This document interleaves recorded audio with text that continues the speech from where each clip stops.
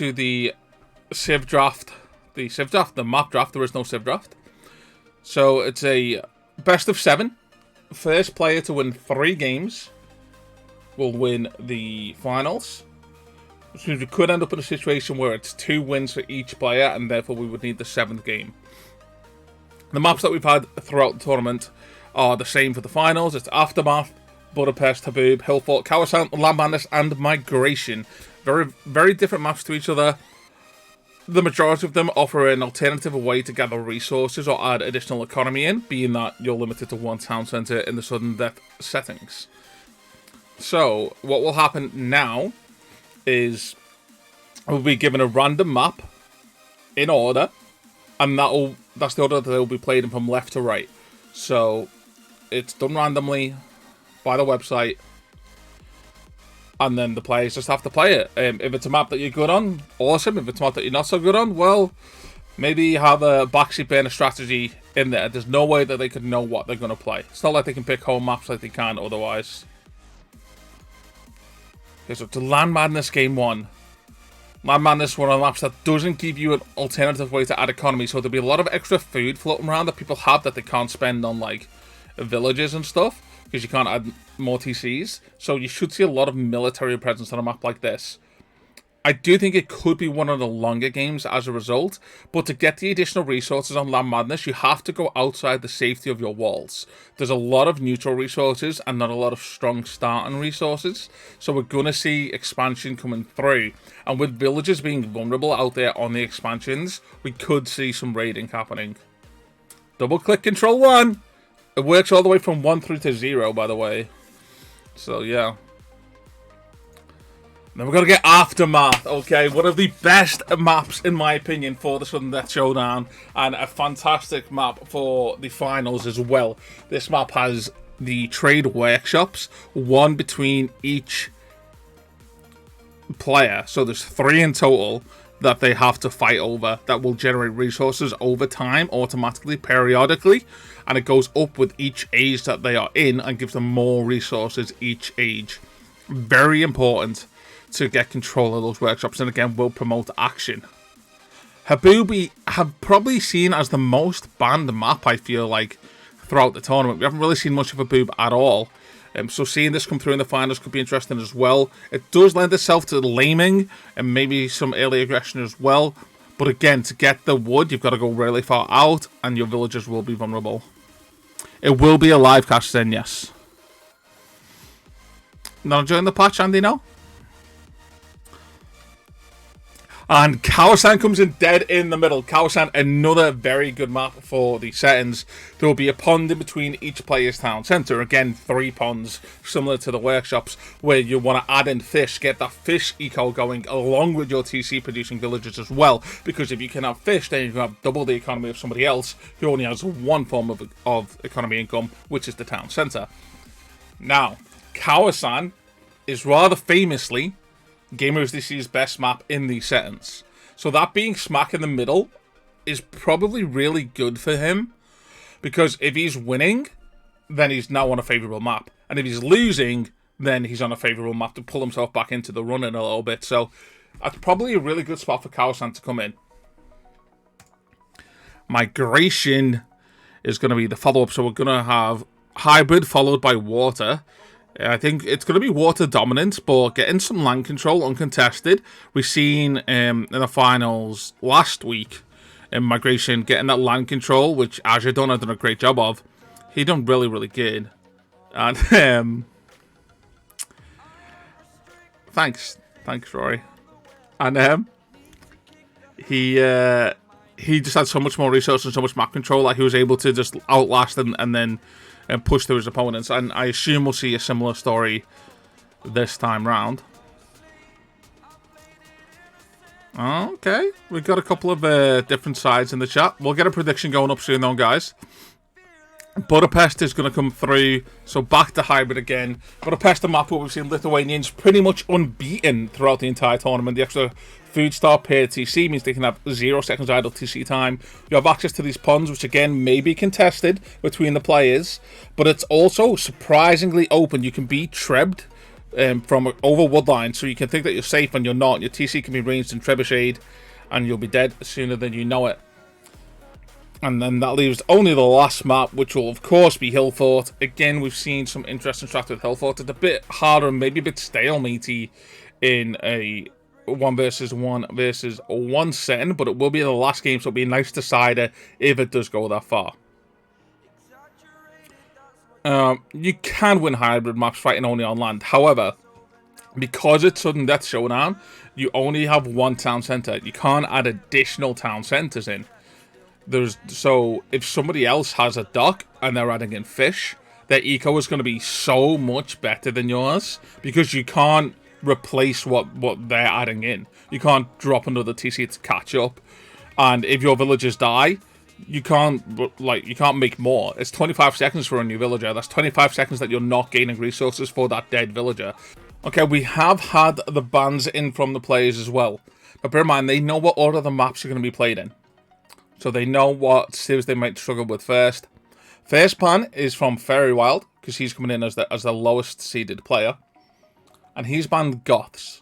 Goths have been top tier, S-rated, really hard to deal with civilization on Aftermath. Aftermath is map 2. Removing the Goths means that nobody can play it. I like this call. I think it's a smart call. It's a good opening. And it gives you a little bit of freedom early on.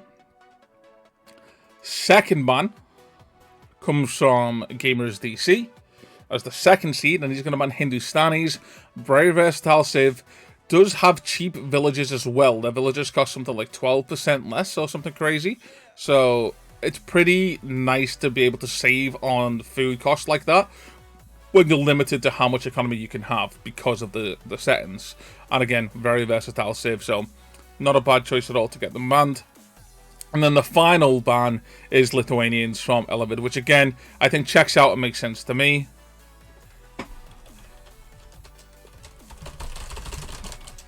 Because Budapest has seen Lithuanians be superbly strong there.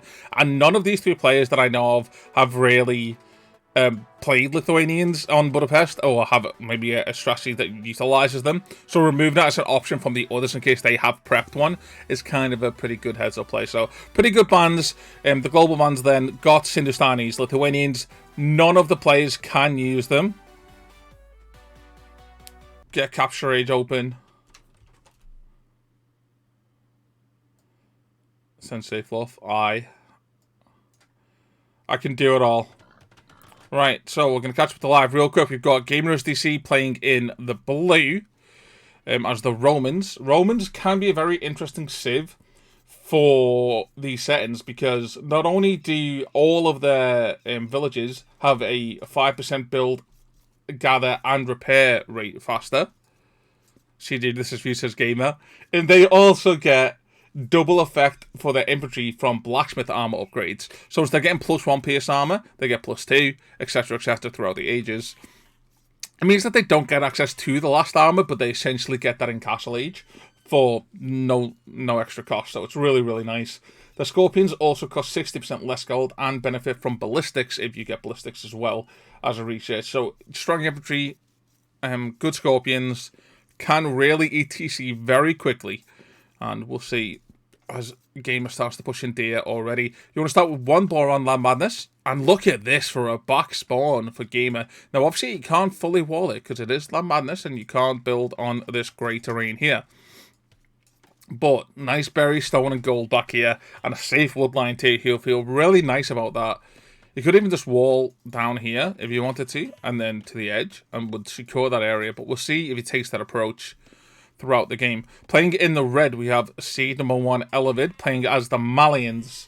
Also, a very versatile civ, very good in these settings. The buildings cost 15% less wood, means you can be a little bit cheeky, a little bit tighter with your lumbervilles. And we'll save you a little bit of economy there again when you're limited. That is always a nice thing. Their barracks units also have +1 pierce armor per age starting in the feudal age. So not quite as strong as the Romans, but late game do actually have more pierce armor than the Roman infantry. Maybe not including legionary, I'd have to check that. They also get access to Gabetto And following that, they can get Farimba in Imperial Age for the cavalry, which give their cavalry +5 attack. So pretty crazy if they get to the post-end game.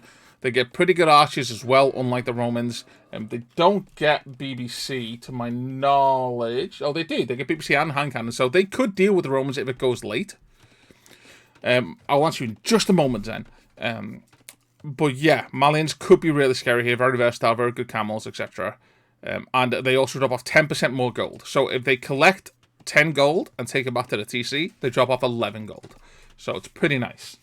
Pretty nice. And then in the teal, and I'm sorry to do this, Fairy, I don't like changing people's colours unless I have to. Let me just change his and nobody else's, please.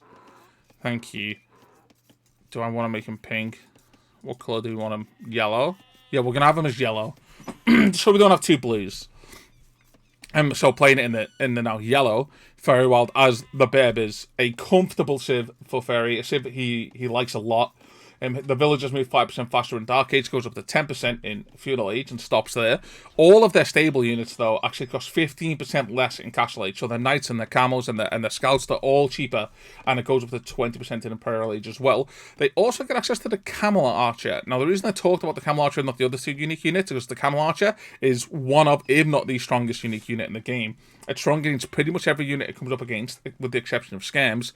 And it can be buffed out by the unique tech Maghrebi Camel, which gives their camels the ability to regenerate health over time.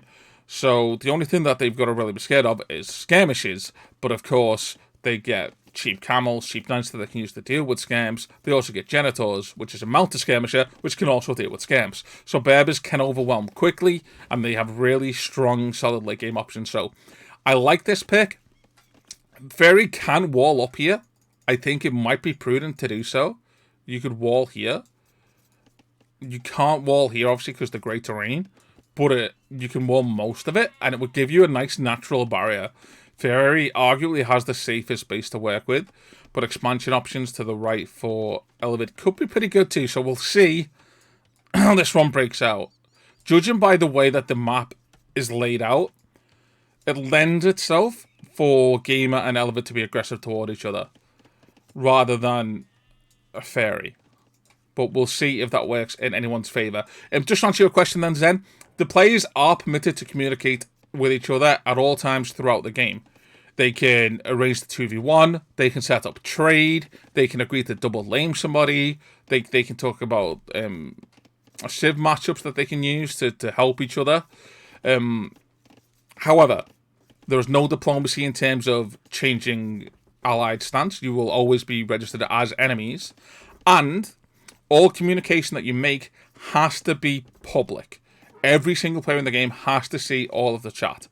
It can't just be available for you or one person. You can't like whisper to one person. It's got to be available for everybody to see. So if I say, "Hey, Fairywilde, Elavid's 2-0 up. We should go and team up against them," then Elavid has to be able to see that that conversation is happening. I do think diplomacy should be used. I don't think it has been used yet. But you have to remember as well, there is no prize for second place. So you've got to be careful about how comfortable you get with a quotation marks ally, being that it's very easy to have your town centre sniped as well. And Fairywilde going to be the first one to get to Feudal Age, immediately dropping a stable. This second Ville should be building this, bro. Yeah. And that's not Fairy's fault. That was a game issue. There's absolutely no reason why he wasn't building that.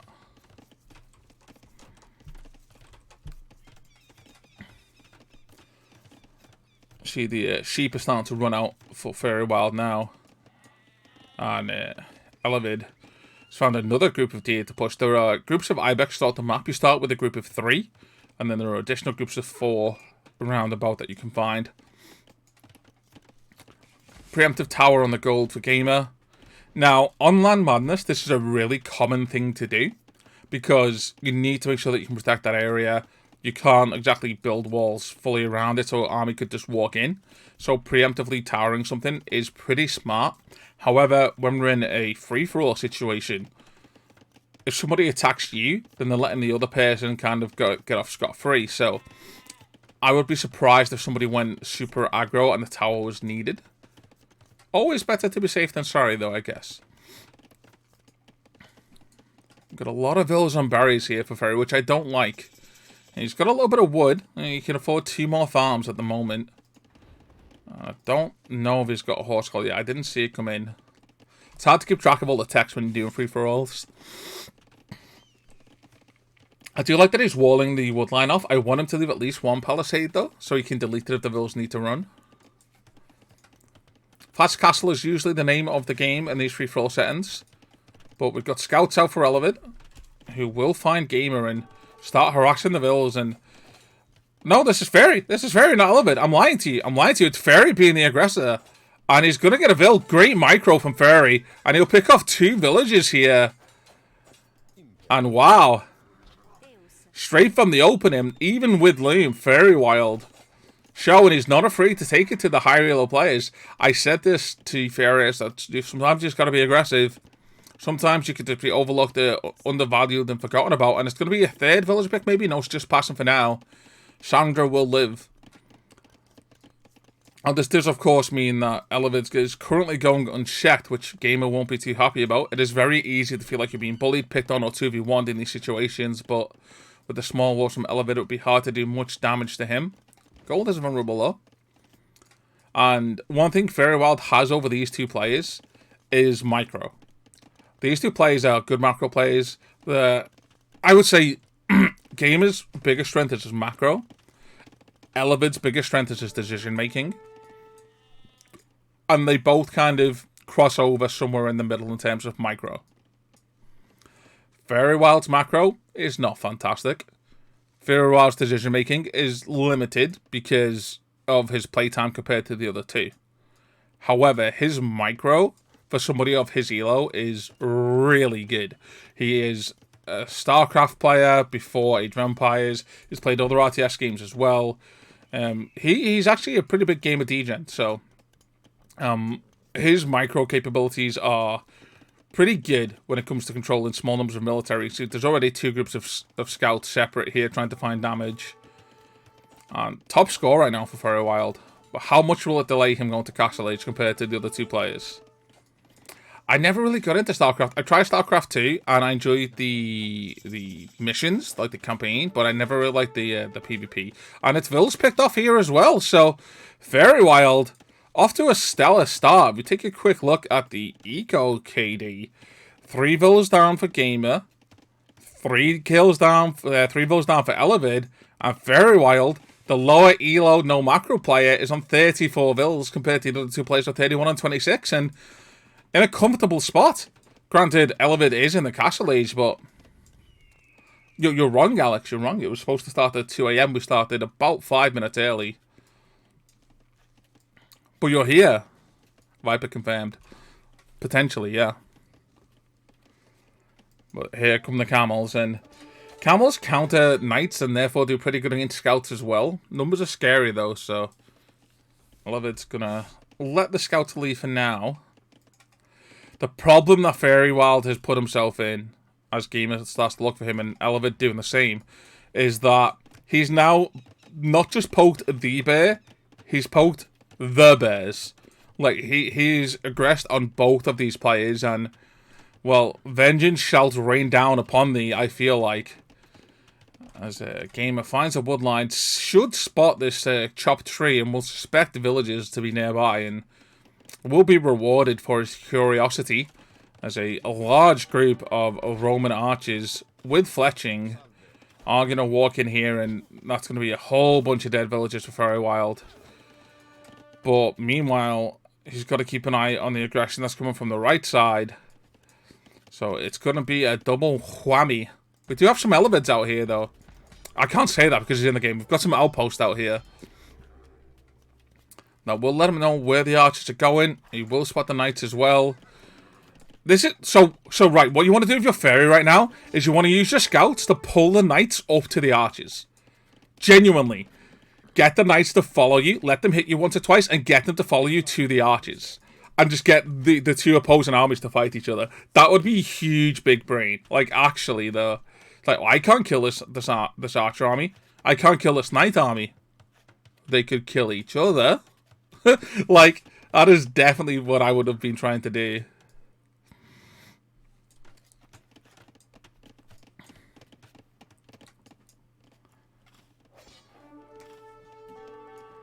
Or again, bring diplomacy into it. Say, hey, there's a group of there's archers nearby. If you wanna kill them Elavids before they turn into crossbows, it would benefit Elavid as much as it would benefit Fairy. Especially with those archers coming forwards right now. Elavid does have time watch, something he's very, very frequently going to purchase, and yeah, outposts being added in all over the gaff. He should play Ethiopians more, I swear. Oh, the archers are here. Castle Age isn't quite in yet for Gamer or Fairy, though. So, Fairy just hits Castle now. Suddenly has access to cheap knights, cheap camels, and there's still a villager ahead over Elavid. I guess he's behind Wheelbarrow. But Elavid noticing the archer mass approaching and says, yeah, I'm getting the hell out of Dodge. Over to this 3-tile gold down here. But there's Woodline, a couple of villas here that could be taken out as well. Gamer might have the lowest amount of villages. Lowest amount of villages, no he doesn't. He's got the most amount of villages but isn't in Castle Age yet. So he needs to find damage because it's going to be a while till he can get up there. And it's going to be a switch into, look at this infantry. He must have clicked up. Yeah, he has. Because I was going to say he's upgrading man-at-arms. So what's going to happen is he's going to get crossbow. And then there's going to be a bunch of man-at-arms come and kill this TC. And then it's going to be Gamerisdcy. I think Magyars are a good pick for this map. I think Persians are a great pick for this map. I think Khmer are a superb pick for this map. Also Mongols. That's not what CJ would do. It's not. You need infantry. Give it time, he says. Hey, Joe. And the knights do clear up the archers, and it's a little bit of a misplay from Gamer. It was such a big army of archers that he just left out there. I think when you realise you made the gold run and you've made the wood run, that's it. Come back. You know the knights are lurking. He's been in Castle Age for a while. Plus 2 armor's going to be coming in.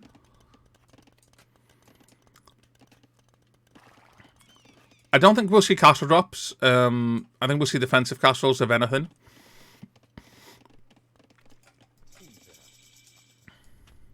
But longsword, no doubt, will be teched, and there it comes. You got +1/+1 in terms of upgrades at the moment for the Roman infantry, but they obviously get double armor, so.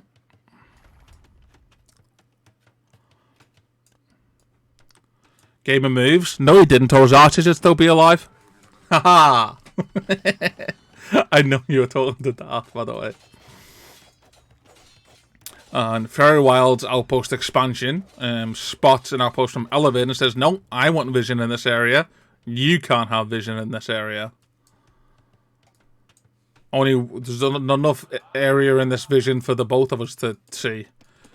Elavid says, as he spots the triple racks, spears, and longswords. And that will be cause for concern. Monastery come down, maybe to grab some relics, actually. Elavid's vision should be pretty good. He knows where 3 relics are. I believe there are 5 on the map. And maybe 6. Let me get a quick look. There are only 5. And yeah, Fairywilde not happy with the nomadic expansion of the Malians. Bro, don't worry, I do it all the time.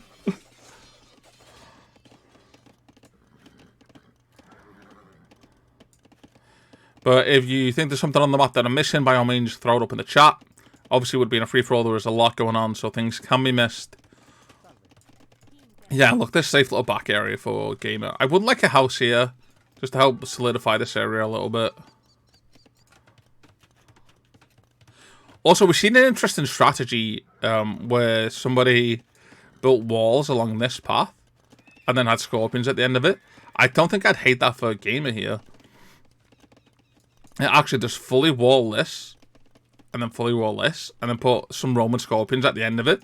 Like, well, it's technically open, but I dare you to walk down it. 2 sneak archers from the Romans coming around the outside, around the outside, around the outside, looking to find some economy damage. But the pikemen and longswords are the big threat right now, and Elavid says, oh, you're coming forward? Well, that's okay with me. I'm just going to go past you, and I'm going to guess there's nothing at your base. And guess what? I've got 16 knights that are +1, +2. And we'll definitely be taking a look at the town centre, I think. But I'll post from Gamer as well. And this this building has recently been discussed by Hera in a recent YouTube video about just how strong it is. But it's hard to find use out of it, I feel like, in a lot of situations, especially at the mid to lower elos. However, this game alone has shown Fairywilde archers coming and leaving, and knights coming. It has shown Elavid infantry coming. It has shown Gamer knights coming. So all 3 players have got really good use out of these outposts already. They cost like 20 wood, 5 stone, like really, really strong building to buy you some time in a defensive castle from Gamer. But oh my god, the knights and scouts are in. Fairy's not just getting free farm up, he is having a ball with these raids. And oh, there's a distraction. Elavid went here, he went ready, but he's going to dive the other side. Is Fairy here? Is he noticing? I'm not sure if he's paying attention. He's got space here as well as the counter dive is being attempted. Mutually assured destruction potentially. There are villagers in the TC, so Fairy has reacted. He does have 1,000 wood, so this can be repaired. And will need to be repaired. His raid on Elavid is going to be cut short as well. These knights is not enough to take down the town centre, but I think eco damage has been done. And I think the knight numbers for Elavid here are getting rather low. There's 11, 10, soon to be 9 left. And yeah, with some cheap camels being pumped out by the Berbers, Fairywilde will also survive.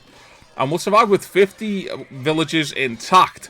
Unlike Elavid, who has dropped right down to 36 workers. And again, there's no quick way for you to reboom. And as if it wasn't bad timing enough for Elavid, he had to try and defend his base, try to get some return damage, and then Gamer comes knocking on the door again. Now, in fairness, Elavid did know that this army was present, so he knew that there was a potential for this to happen. And this is something we haven't seen enough of. Stonewalling your TC. You see rams coming, you see melee units coming. Get that town centre protected, because rams will get through it quickly. And no, there's a gap. There's a hole. The rams are going to get in. And Elavid will be cursing the both of them right now. Yep, defensive castles are proving really strong. Some conversions are going to come through. But the numbers, the military numbers here, 45 in total military for Gamer. 104 pop. Elavid may have lost his army at just the wrong time. And there's no way that he's going to save this. And Gamer will take down Elavid in game 1. Who, in my opinion, looked like he was in the driver's seat. And he says, kill Gamer now. And that's such a good call. Just as he's about to die, because if he sends it after he's died, it'll be too late. He says, kill Gamer now. So in other words, if you've got anything left, now's your time. The army's with me. Just go. Elavid's saying, just go. But I don't think he's going to do it quick enough. Fairy also took some losses in the raids and the defense. And the timing, impeccable from Dylan. Absolutely impeccable in terms of when to attack.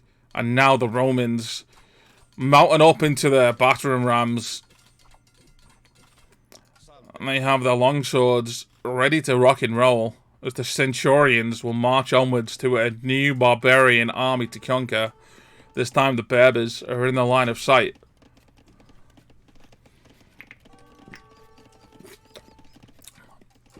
Oh, there are some raids from Fairy. That'll help a little. Vill count is pretty close. There's 7 difference. And the civilization bands were Goths, Hindustanis, and Lithuanians. And the farms from Fairy. I like the addition of farms. I think it's needed. I think they're vulnerable. Okay, we've got camel archers. And we've got knights. Two things that deal with longswords pretty well typically, but obviously double pierce armor for the Romans, so 4 pierce armor for the pikemen alone. He's ignoring the castle. He's ignoring the castle and going for the TC. That could be a detriment, though. He may not have enough to get the job done with 5 pierce armor longswords, 11 attack, and arson, no doubt, as well. But outside of the castle, they are targetable. Camel archers and knights are starting to clear out the back. Genitor will not do an insane amount of damage to longswords, but they will do minimum damage of 1. So you need villas to kill the rams here, Fairy, but he's trying to focus on repairs, which completely makes sense. You've got more villages out here. You bring them back. You bring these villages back to your TC and kill the rams. You have to do what you can. The rams are the big threat right now, and I think he knows. And the TC is staying alive at this point. The castle's still firing. The last ram falls. Fairywilde with an insane hold again. We've seen him do this time and time again in the Division 3 finals. Holding against all-ins, holding against dives. And that is a huge defense for the Berbers against the Roman horde. And thwarted you are, says Fairywilde. Back into the void you shall travel, Blue Man. You are no longer welcome in the lands of the camels. And tail between legs, the Romans that survive will head home. And Gamer says, awkward, as he realizes he is overstepped. Expanding out, this is what you need to do. You need to get farmland, you need to get your villages out there. But they're so vulnerable, though. They're so vulnerable out here, especially when your opponent's got nothing but melted units. They can come and deal with these exposed villas, and your gamer maybe gonna try and find gold elsewhere that's away from his base. Thinks, well, you won't check Elavid's base, he's already dead. And it's a monk alpha fairy. Is this for relics? This is a great play if it's for relics. Absolutely fantastic play if it's for relics. And there's a lull, a moment of respite for both of these two empires before they prepare to do battle once more. Gamers dropping the market, looking at kind of getting some tech switch on the go, thinking, well, I need pikes, but there's G-ponies out there, and G-ponies do bonus damage to pikes now since the buff, so... No micro right now, though, so needs to get them back. Camel archers are not cheap. G-ponies cost a lot of food. But I did say that these villas are vulnerable, and Fairywilde pull the ranged units back, let the knight units get the villager kills, and then pulls the whole army back. And again, showing his micro prowess here, is now ahead on villages. Wow. Wow. 3 times Stonewall at TC. I don't think 3 times makes sense because mangonels, trebuchets, BBCs, etc. And you want to be able to get villagers out. It's a lot of time investment and stuff like that. So, awkward. But at least 1 layer of TC I think is fine. And what I would be doing if I was Fairy, especially after that ram push, is I would be adding walls. I'd be like, okay. We need to add in walls because I don't want to. They're going to be surviving that again. And Gamer could steal the farms here, by the way. Also, this is something. Both players could set up trade right now. They don't know how to edit the command. That's fine, bro. That's fine. Instead of adcom, it's just editcom. But it's okay. I appreciate it. And yeah, Gamer's gonna come out here. I wonder if either player will think about that because Fairywilde has a straight run. Look at that. It's a straight run to the market. It's literally just a straight run. He could even wall it in. He could wall down here. He could even wall around. And I would. I'd invest the stone, dude. I would invest the stone. I would wall it in. And I would just fucking trade. I would just trade with Elavid's market. It's in such a good spot for Fairywilde. For Gamer, it's not. It's awkward. It would be better to set up a market here and trade down. Yeah, exactly right, Huggy. But, yeah, I think Fairy should consider trading. Does he know about the market? He does. He knows about his scouts here. Man, I would trade with that market so much. I actually would.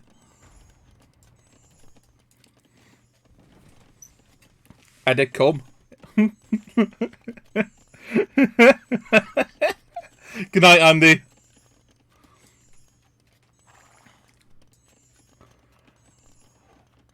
Okay. More rams, more pikemen. Longsword numbers are thin.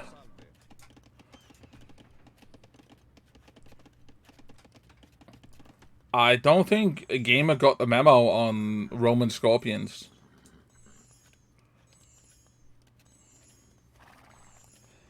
They cost pretty much no gold, and they can benefit from ballistics. And with the unique tech from your castle, they can fire 33% faster. Like, you're against camel archers, which don't have the best pierce armor. Pikemen, Scorps. Oh, it's a bait. It's a bait.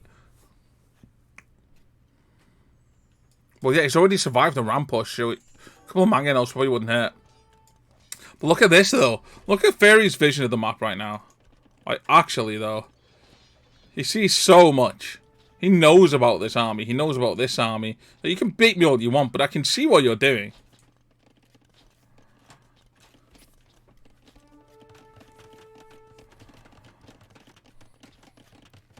Some quick walls this time. Gonna stop the Centurions from getting in, but they will find a gap into the wood line.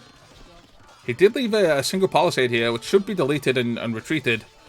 Now, can he clear up this army quick enough to then get to the front? That is the question, and I think he possibly can. There's a large, formidable force approaching from the front. Does he not have ballistics? I feel like he doesn't have ballistics. There's no university. There is a university, but I don't see ballistics because these guys seem to be missing. And Cavalier going to be sent forward.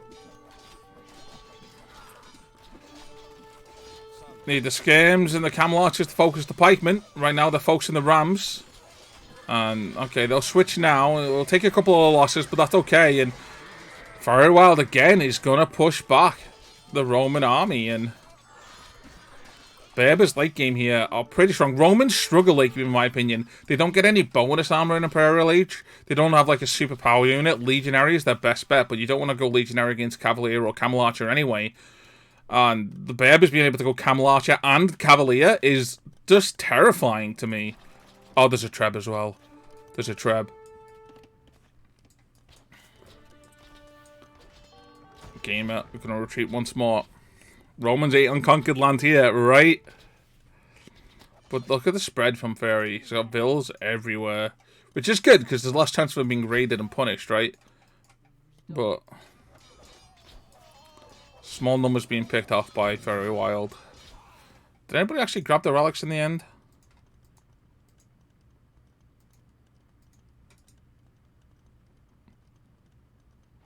No, nobody grabbed the relics. Not a single relic. I don't believe that. I think it's lying to me.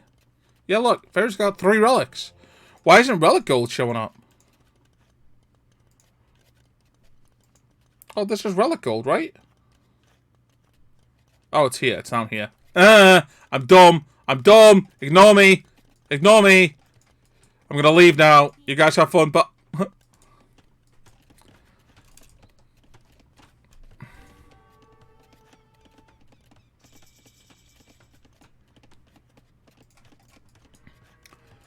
Okay. Imperial Age has arrived. You've waited long enough to allow Gamer to match you.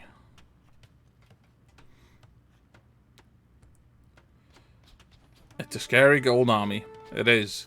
But again, imagine if there was 15 Scorpions here. 15 Roman Scorpions behind this. With ballistics, firing 33% faster. Man. You put all your pikemen in front of it, and now what? Pikemen are sent out. They're dispatched. They're going to try to deal with the cavalry, but again, no halb, no bonus armor. It's just the standard Imperial Age armor, which the Cavalier also have. They will be picked off on the Treb. Maybe my mistake. It's going to be retreated for now.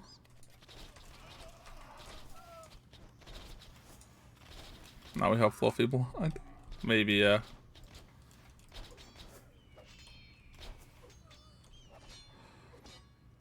I see the Light Cav getting some snipes in the back, being completely unfocused here.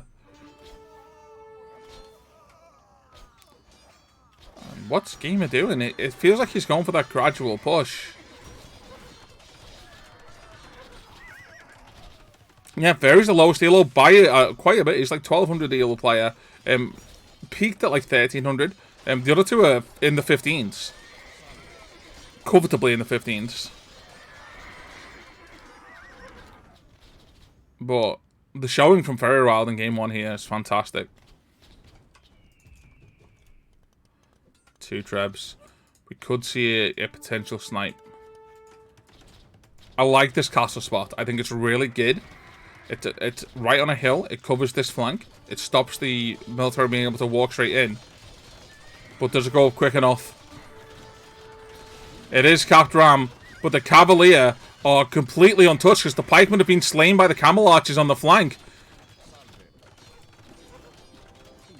And there are plenty of villas nearby that could start working away as well. More Cavalier here are standing idle. Send them into the combat. Send them in. And Fairywilde has a little bit of stone float. Yeah, even the castle's not going to fall. It's another failed attack from Dylan. And Fairy playing this more conservatively than I've seen him play in the past. But he done the aggression in Feudal. He felt like he got the damage done. He then got hit back. He done a good number on Elavid and Castle Age. And is now just waiting and getting his right mass. And is then going to go and end the game. No, I'm actually 1300 right now, Zen. We don't talk about it. And yeah, gaming now gonna go to the old faithful light cav raids. Fairywilde doing the same, and Halberdier is finally in for the Romans here. But Fairy, you've got outposts around the left. You know that there's an avenue here that can't be walled. And you could go right around this castle if you wanted. Or left around the castle, I suppose. When will Gamer spot the trebs? They're visible now. Currently dealing with that light cap. Eventually gets it down. Village account favouring Fairywilde at this point. Substantial lead. And you know what? Even if he has to take the castle first, he can do it from the hill. Oh, don't let the castle hit your trebs, though. I know you want to focus the TC. Well, I mean, he's going to do a lot of damage to it. Chemistry trebuchets from a hill. 25% bonus damage. He needs another volley. Oh my god, is it enough? Is it enough? Oh my god, he does it! Gamer didn't have enough wood! Gamer didn't have enough wood to repair the TC! That's why the Ville stopped. He didn't have enough wood. Producing halberdier, trebs, and rams apparently affects your wood. And Fairywilde takes game 1, bro.